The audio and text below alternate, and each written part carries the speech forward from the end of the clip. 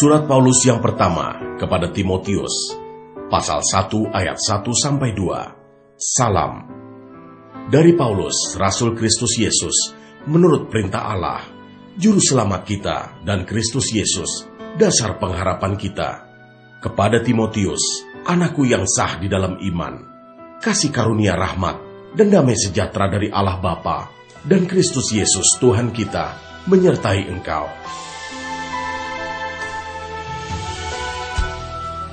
Ayat 3-11 mengenai ajaran sesat. Ketika aku hendak meneruskan perjalananku ke wilayah Makedonia, aku telah mendesak engkau supaya engkau tinggal di Efesus dan menasehatkan orang-orang tertentu agar mereka jangan mengajarkan ajaran lain ataupun sibuk dengan dongeng dan silsilah yang tiada putus-putusnya, yang hanya menghasilkan persoalan belaka dan bukan tertib hidup keselamatan yang diberikan Allah dalam iman. Tujuan nasihat itu ialah kasih yang timbul dari hati yang suci, dari hati nurani yang murni, dan dari iman yang tulus ikhlas. Tetapi ada orang yang tidak sampai pada tujuan itu, dan yang sesat dalam omongan yang sia-sia. Mereka itu hendak menjadi pengajar hukum Taurat, tanpa mengerti perkataan mereka sendiri, dan pokok-pokok yang secara mutlak mereka kemukakan. Kita tahu bahwa hukum Taurat itu baik, kalau tepat digunakan, yakni dengan keinsafan, bahwa hukum Taurat itu bukanlah bagi orang yang benar, melainkan bagi orang durhaka dan orang lalim, bagi orang fasik dan orang berdosa, bagi orang duniawi dan yang tak beragama, bagi pembunuh bapa dan pembunuh ibu, bagi pembunuh pada umumnya, bagi orang cabul dan pemburit, bagi penculik, bagi pendusta, bagi orang makan sumpah, dan seterusnya segala sesuatu yang bertentangan dengan ajaran sehat, yang berdasarkan Injil dari Allah yang mulia dan maha bahagia, seperti yang telah dipercayakan kepadaku.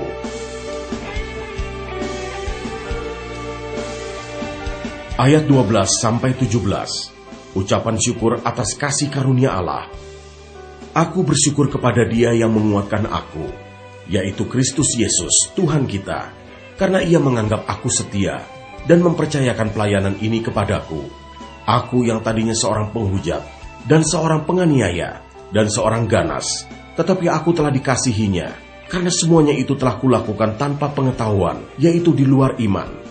Malah kasih karunia Tuhan kita itu telah dikaruniakan dengan limpahnya kepadaku, dengan iman dan kasih dalam Kristus Yesus. Perkataan ini benar dan patut diterima sepenuhnya. Kristus Yesus datang ke dunia untuk menyelamatkan orang berdosa, dan di antara mereka akulah yang paling berdosa. Tetapi justru karena itu aku dikasihani, agar dalam diriku ini, sebagai orang yang paling berdosa, Yesus Kristus menunjukkan seluruh kesabarannya. Dengan demikian aku menjadi contoh bagi mereka yang kemudian percaya kepadanya dan mendapat hidup yang kekal. Hormat dan kemuliaan sampai selama-lamanya bagi Raja segala zaman, Allah yang kekal, yang tak nampak, yang esa. Amin.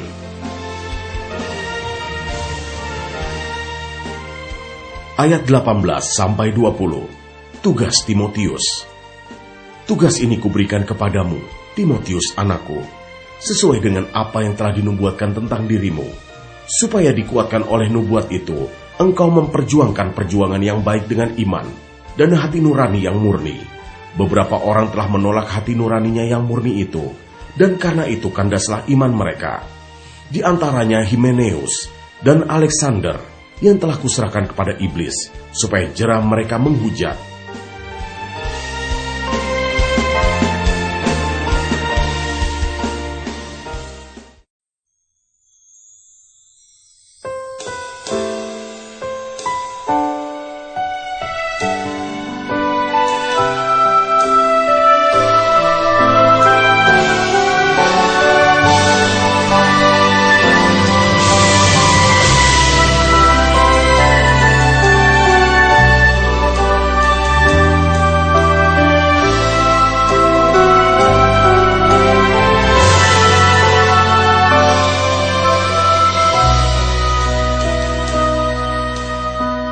Surat Paulus yang pertama kepada Timotius, pasal 2 ayat 1-7, mengenai doa jemaat. Pertama-tama aku menasehatkan, naikkanlah permohonan doa syafaat dan ucapan syukur untuk semua orang. untuk raja-raja dan untuk semua pembesar, agar kita dapat hidup tenang dan tentram dalam segala kesalehan dan kehormatan. Itulah yang baik dan yang berkenan kepada Allah, Juru Selamat kita, yang menghendaki supaya semua orang diselamatkan dan memperoleh pengetahuan akan kebenaran. Karena Allah itu Esa, dan Esa pula Dia yang menjadi pengantara antara Allah dan manusia, yaitu manusia Kristus Yesus, yang telah menyerahkan dirinya sebagai tebusan bagi semua manusia. Itu kesaksian pada waktu yang ditentukan. Untuk kesaksian itulah aku telah ditetapkan sebagai pemberita dan rasul. Yang kukatakan ini benar, aku tidak berdusta, dan sebagai pengajar orang-orang bukan Yahudi dalam iman dan kebenaran. Ayat 8-15 mengenai sikap orang laki-laki dan perempuan dalam ibadah jemaat. Oleh karena itu aku ingin supaya di mana-mana orang laki-laki berdoa dengan menadahkan tangan yang suci, tanpa marah dan tanpa perselisihan. Demikian juga hendaknya perempuan. Hendaklah ia berdandan dengan pantas, dengan sopan dan sederhana. Rambutnya jangan berkepang-kepang, jangan memakai emas atau mutiara, ataupun pakaian yang mahal-mahal. Tetapi hendaklah ia berdandan dengan perbuatan baik, seperti yang layak bagi perempuan yang beribadah. Seharusnya lah perempuan berdiam diri dan menerima ajaran dengan patuh. Aku tidak mengizinkan perempuan mengajar, dan juga tidak mengizinkannya memerintah laki-laki.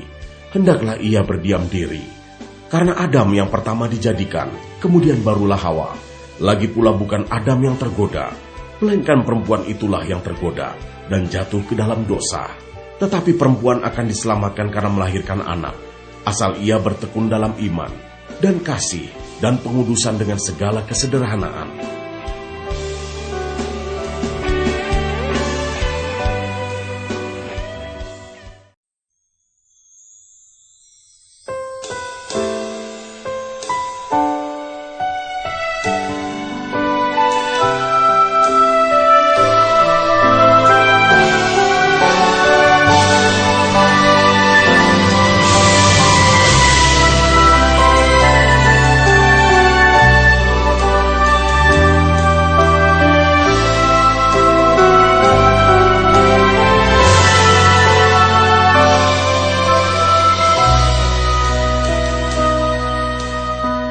Surat Paulus yang pertama kepada Timotius, pasal 3 ayat 1-7, syarat-syarat bagi penilik jemaat. Benarlah perkataan ini, orang yang menghendaki jabatan penilik jemaat menginginkan pekerjaan yang indah. Karena itu penilik jemaat harus seseorang yang tak bercacat, suami dari satu istri, dapat menahan diri, bijaksana, sopan, suka memberi tumpangan, cakap mengajar orang, bukan peminum, bukan pemarah, melainkan peramah, pendamai, bukan hamba uang, seorang kepala keluarga yang baik, disegani dan dihormati oleh anak-anaknya. Jikalau seorang tidak tahu mengepalai keluarganya sendiri, bagaimanakah ia dapat mengurus jemaat Allah? Janganlah ia seorang yang baru bertobat, agar jangan ia menjadi sombong dan kena hukuman iblis. Hendaklah ia juga mempunyai nama baik di luar jemaat, agar jangan ia digugat orang dan jatuh ke dalam jerat iblis.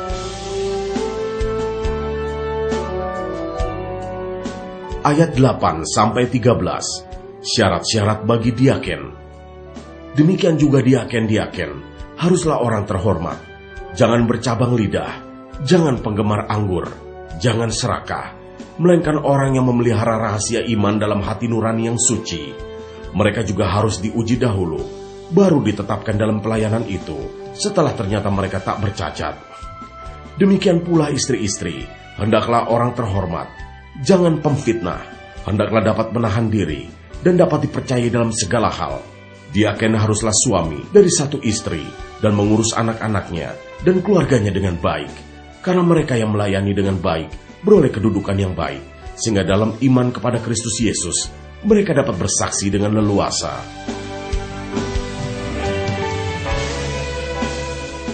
Ayat 14-16, jemaat Allah, dasar dan penopang kebenaran. Semuanya itu kutuliskan kepadamu, walaupun kuharap segera dapat mengunjungi engkau. Jadi jika aku terlambat, sudahlah engkau tahu bagaimana orang harus hidup sebagai keluarga Allah, yakni jemaat dari Allah yang hidup, tiang penopang dan dasar kebenaran. Dan sesungguhnya agunglah rahasia ibadah kita. Dia yang telah menyatakan dirinya dalam rupa manusia, dibenarkan dalam roh, yang menampakkan dirinya kepada malaikat-malaikat, diberitakan di antara bangsa-bangsa yang tidak mengenal Allah, yang dipercayai di dalam dunia, diangkat dalam kemuliaan.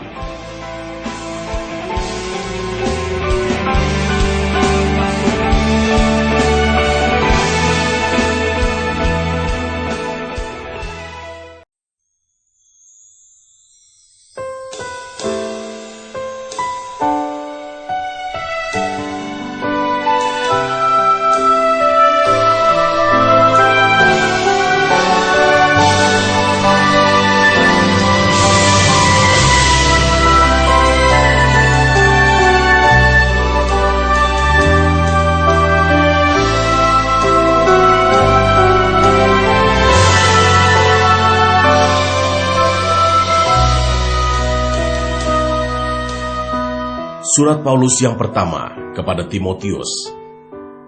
Pasal 4 ayat 1-16. Tugas Timotius dalam menghadapi pengajar sesat.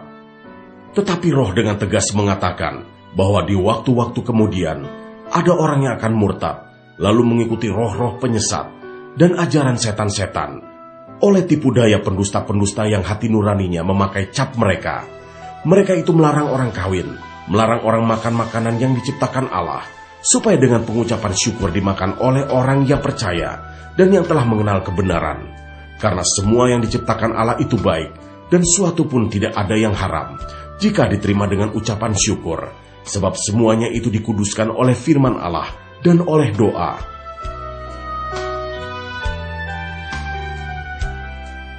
Dengan selalu mengingatkan hal-hal itu kepada saudara-saudara kita, engkau akan menjadi seorang pelayan Kristus Yesus yang baik, terdidik dalam soal-soal pokok iman kita, dan dalam ajaran sehat yang telah kau ikuti selama ini. Tetapi jauhilah tahayul dan dongeng nenek-nenek tua. Latihlah dirimu beribadah. Latihan badani terbatas gunanya, tetapi ibadah itu berguna dalam segala hal, karena mengandung janji, baik untuk hidup ini maupun untuk hidup yang akan datang. Perkataan ini benar dan patut diterima sepenuhnya. Itulah sebabnya kita berjerih payah dan berjuang, karena kita menaruh pengharapan kita kepada Allah yang hidup, juru selamat semua manusia, terutama mereka yang percaya. Beritakanlah dan ajarkanlah semuanya itu.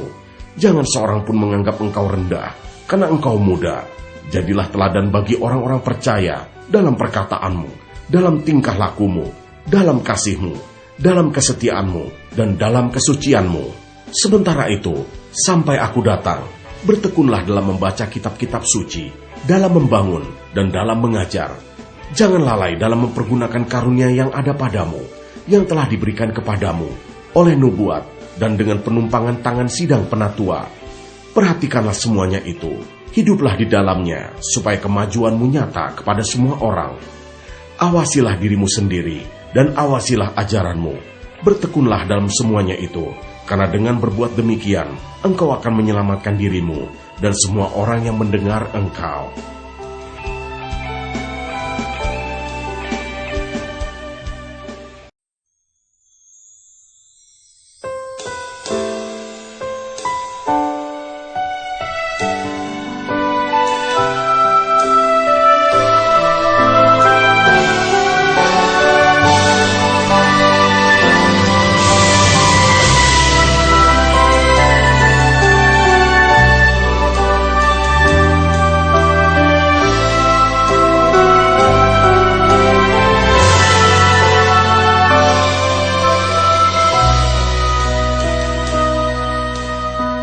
Surat Paulus yang pertama kepada Timotius.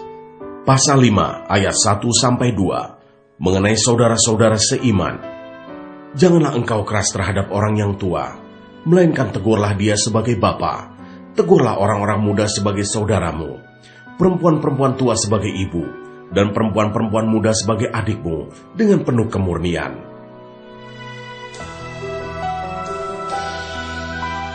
Ayat 3-16 mengenai janda. Hormatilah janda-janda yang benar-benar janda. Tetapi jikalau seorang janda mempunyai anak atau cucu, hendaknya mereka itu pertama-tama belajar berbakti kepada kaum keluarganya sendiri dan membalas budi orang tua dan nenek mereka, karena itulah yang berkenan kepada Allah. Sedangkan seorang janda yang benar-benar janda, yang ditinggalkan seorang diri, menaruh harapannya kepada Allah dan bertekun dalam permohonan dan doa siang malam. Tetapi seorang janda yang hidup mewah dan berlebih-lebihan, ia sudah mati selagi hidup. Peringatkanlah hal-hal ini juga kepada janda-janda itu, agar mereka hidup dengan tidak bercela. Tetapi jika ada seorang yang tidak memelihara sanak saudaranya, apabila seisi rumahnya, orang itu murtad dan lebih buruk dari orang yang tidak beriman. Yang didaftarkan sebagai janda hanyalah mereka yang tidak kurang dari 60 tahun, yang hanya satu kali bersuami, dan yang terbukti telah melakukan pekerjaan yang baik, seperti mengasuh anak, memberi tumpangan, membasuh kaki saudara-saudara seiman, menolong orang yang hidup dalam kesesakan. Pendeknya, mereka yang telah menggunakan segala kesempatan untuk berbuat baik.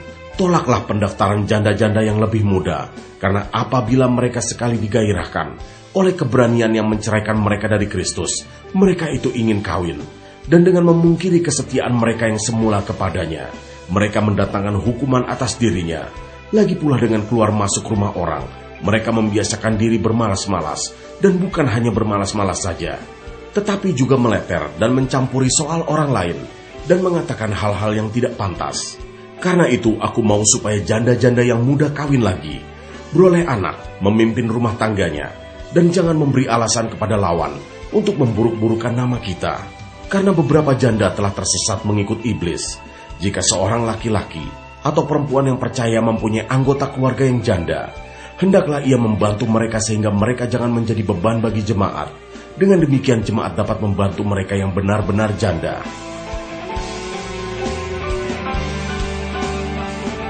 Ayat 17-25, beberapa petunjuk dan nasihat lagi. Penatua-penatua yang baik pimpinannya patut dihormati 2 kali lipat, terutama mereka yang dengan jeripayah berkhotbah dan mengajar. Bukankah kitab suci berkata, janganlah engkau memberangus mulut lembu yang sedang mengirik. Dan lagi, seorang pekerja patut mendapat upahnya.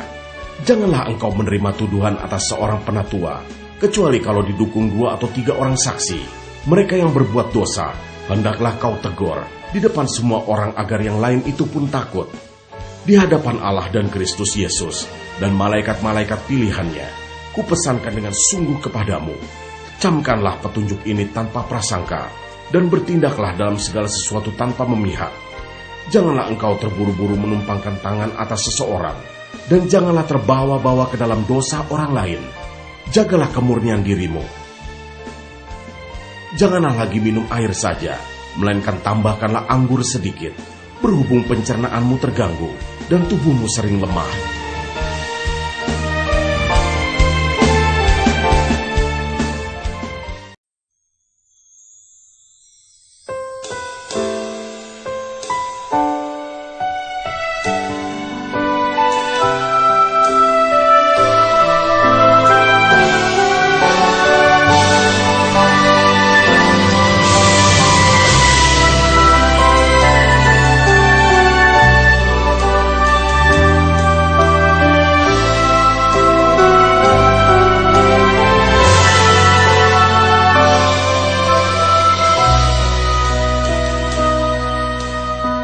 Surat Paulus yang pertama kepada Timotius, pasal 6, ayat 1-2a.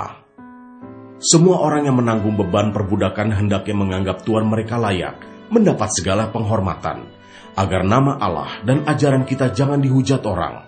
Jika Tuhan mereka seorang percaya, janganlah ia kurang disegani karena bersaudara dalam Kristus, melainkan hendaklah ia dilayani mereka dengan lebih baik lagi. Karena Tuhan yang menerima berkat pelayanan mereka ialah saudara yang percaya dan yang kekasih.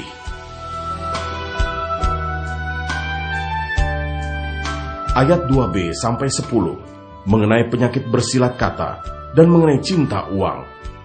Ajarkanlah dan nasihatkanlah semuanya ini. Jika seorang mengajarkan ajaran lain dan tidak menurut perkataan sehat, yakni perkataan Tuhan kita Yesus Kristus, dan tidak menurut ajaran yang sesuai dengan ibadah kita, ia adalah seorang yang berlagak tahu, padahal tidak tahu apa-apa. Penyakitnya ialah mencari-cari soal dan bersilat kata, yang menyebabkan dengki, cedera, fitnah, curiga. percecokan antara orang-orang yang tidak lagi berpikiran sehat dan yang kehilangan kebenaran, yang mengira ibadah itu adalah suatu sumber keuntungan. Memang ibadah itu kalau disertai rasa cukup, memberi keuntungan besar. Sebab kita tidak membawa sesuatu apa ke dalam dunia, dan kita pun tidak dapat membawa apa-apa keluar. Asal ada makanan dan pakaian, cukuplah. Tetapi mereka yang ingin kaya, terjatuh ke dalam pencobaan, ke dalam jerat dan ke dalam berbagai-bagai nafsu yang hampa dan yang mencelakakan, yang menenggelamkan manusia ke dalam keruntuhan dan kebinasaan. Karena akar segala kejahatan ialah cinta uang. Sebab oleh memburu uanglah beberapa orang telah menyimpang dari iman dan menyiksa dirinya dengan berbagai-bagai duka.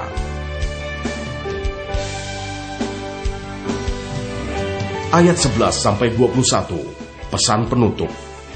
Tetapi engkau, hai manusia Allah, jauhilah semuanya itu. Kejarlah keadilan, ibadah, kesetiaan, kasih, kesabaran, dan kelembutan. Bertandinglah dalam pertandingan iman yang benar, dan rebutlah hidup yang kekal. Untuk itulah engkau telah dipanggil, dan telah engkau ikrarkan, ikrar yang benar di depan banyak saksi, di hadapan Allah yang memberikan hidup kepada segala sesuatu, dan di hadapan Kristus Yesus, yang telah mengikrarkan ikrar yang benar itu juga di muka Pontius Pilatus. Kuserukan kepadamu, turutilah perintah ini, dengan tidak bercacat dan tidak bercela, hingga pada saat Tuhan kita Yesus Kristus menyatakan dirinya, yaitu saat yang akan ditentukan oleh penguasa yang satu-satunya, dan yang penuh bahagia, Raja di atas segala raja, dan Tuan di atas segala tuan. Dialah satu-satu yang tidak takluk kepada maut, bersemayam dalam terang yang tak terhampiri. Seorang pun tak pernah melihat dia, dan memang manusia tidak dapat melihat dia. Baginyalah hormat dan kuasa yang kekal. Amin. Peringatkanlah kepada orang-orang kaya di dunia ini, agar mereka jangan tinggi hati, dan jangan berharap pada sesuatu yang tak tentu seperti kekayaan, melainkan pada Allah, yang dalam kekayaannya memberikan kepada kita segala sesuatu untuk dinikmati. Peringatkanlah agar mereka itu berbuat baik, menjadi kaya dalam kebajikan, suka memberi dan membagi, dan dengan demikian mengumpulkan suatu harta sebagai dasar yang baik bagi dirinya di waktu yang akan datang, untuk mencapai hidup yang sebenarnya. Hai Timotius, peliharalah apa yang telah dipercayakan kepadamu. Hindarilah omongan yang kosong dan yang tidak suci, dan pertentangan-pertentangan yang berasal dari apa yang disebut pengetahuan. Karena ada beberapa orang yang mengajarkannya, dan dengan demikian telah menyimpang dari iman. Kasih karunia menyertai kamu.